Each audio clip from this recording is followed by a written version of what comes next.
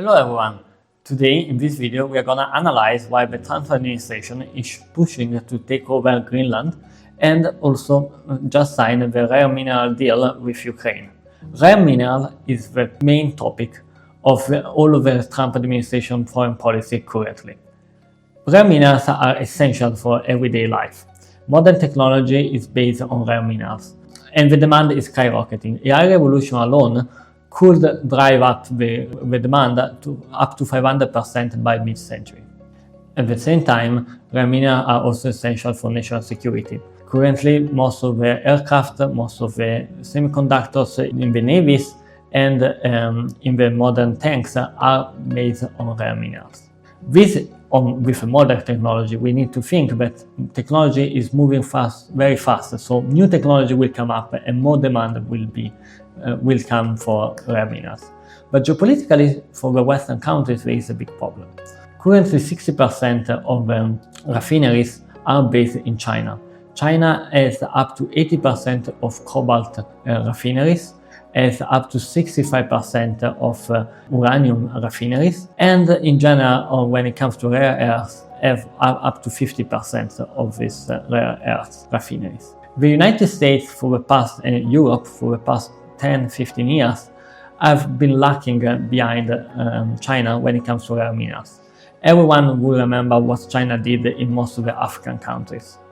Came with huge investment and started to extract rare minerals, and nobody in the Western countries were sounding an alarm. Finally, the Western countries woke up and realized that we are running behind 10-15 years from China. And in this context, we can think about the US agreement with Ukraine. The US agreement with Ukraine that was originally suggested 9 months ago by the Ukrainian administration is a 50-50 funds, but with a scope of extract rare mineral in the Ukrainian territory. The minerals will remain under the control of Ukraine, but most of the companies that will extract this and create the infrastructure for this minerals extraction will be Americans. At the same time, we can think about what is happening in the Arctic and in the Antarctic as well. In the Arctic, with the Trump administration every day pushing to get Greenland as their own territory, and also getting more and more excavation in the Arctic itself.